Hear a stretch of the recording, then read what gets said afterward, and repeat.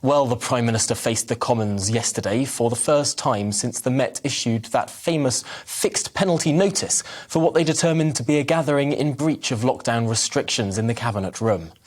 In response to his repeated apology, Labour Party leader Sir Keir Starmer called on the Prime Minister to resign and described the apology as a joke. After initially facing heckles from Tory benches, the Labour leader then silenced the Commons when he told an emotional story about a man from Lichfield. Let's take a listen. This morning, I spoke to John Robinson, a constituent of the member for Lichfield. I want to tell you his story. When his wife died of COVID, John and his family obeyed the Prime Minister's rules. He didn't see her in hospital. He didn't hold her hand as she died. But John would have given the world to hold his dying wife's hand, even if it was just for 9 minutes. But he didn't, because he followed the Prime Minister's rules. Well, at that moment, you could have heard a pin drop in the House of Commons. Clearly, an emotional moment, and indeed one that the MP for that constituent, Mr Michael Fabricant, addressed later in the House as well. I'm delighted to say that Michael Fabricant joins me on the programme now, of course, the Conservative MP for Lichfield. Michael, just to start off, how did you feel when Sir Keir Starmer named you in his response? Well, he named me twice. I was bemused that, at the end of the day, I'm a backbencher. Twice in his speech he mentioned me earlier on, and then he mentioned me a second time, and I was surprised. I mean, I sort of remember looking down and thinking, my God, he's obsessed with me. I've got under his skin. I don't know why, because I don't think I've been any more voluble about things than other people, so I was very surprised, but sad to hear about John Robinson.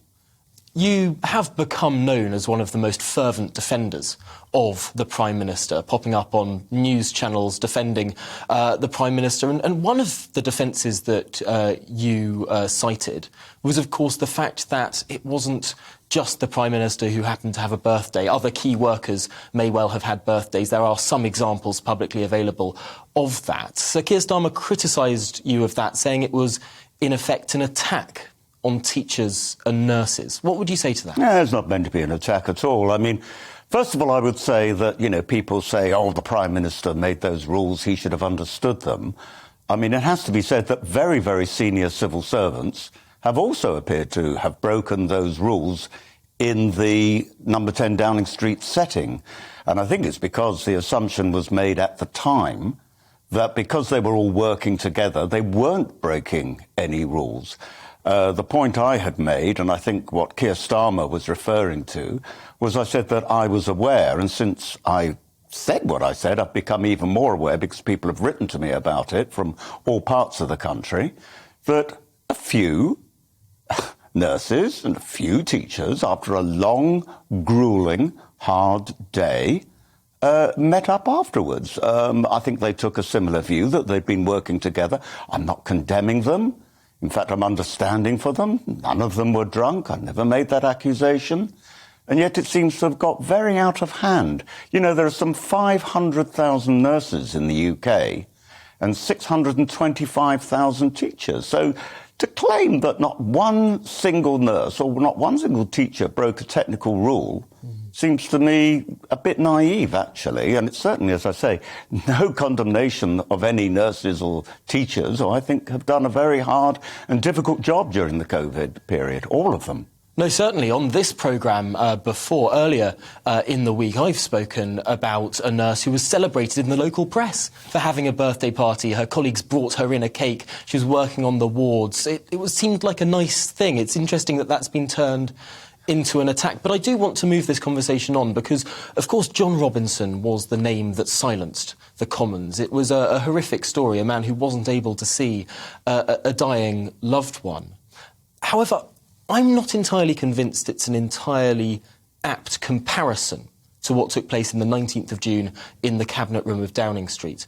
For those watching on television, not just listening on radio, we will be able to see on our screens now a graphic from the CPS, which was describing the change in regulations. And indeed, the regulations changed on the 13th of June, a week before that event in the Cabinet Room, saying that individuals may see another person they reasonably believe is dying. They could see that person in a setting of a hospital or a hospice or a home or indeed a care home.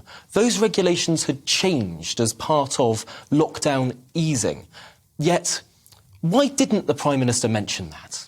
He probably wasn't aware of it. You know, the rules were constantly changing as the strength of the COVID pandemic ebbed and gained and flowed backwards and forwards, so the legislation had to react. And I know many people were confused by what was actually the legislation at the time. And of course, what was legislation in England was different in Wales, Scotland and Northern Ireland.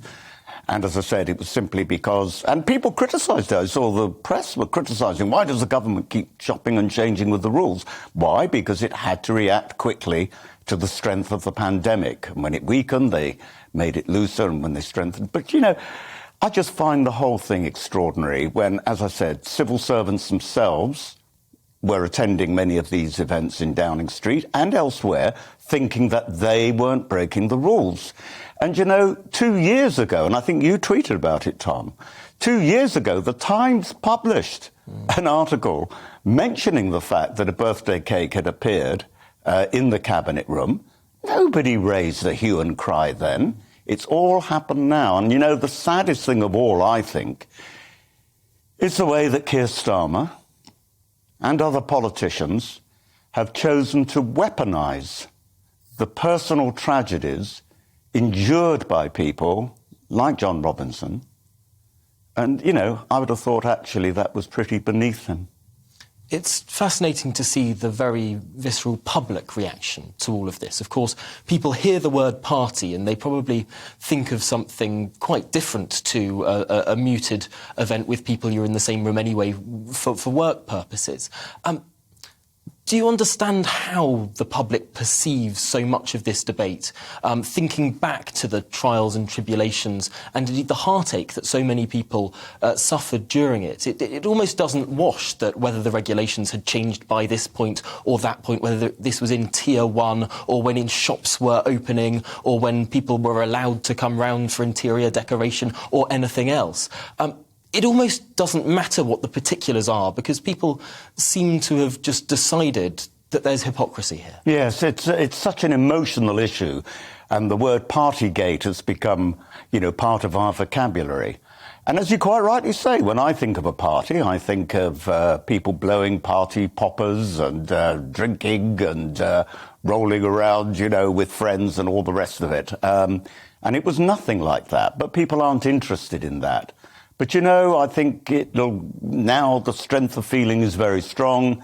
I suspect as things drift on, you know, we'll move on to other issues. I think most thoughtful people realise this is very different. And I'll say again for a third time, the senior civil servants all thought it was legal. And that's why, incidentally, I will be voting tomorrow to say that I believe that the Prime Minister was not misleading the House because he had been told by his civil servants, the very people who drew up the legislation, what you are doing in Downing Street is perfectly legal, and we're participating too.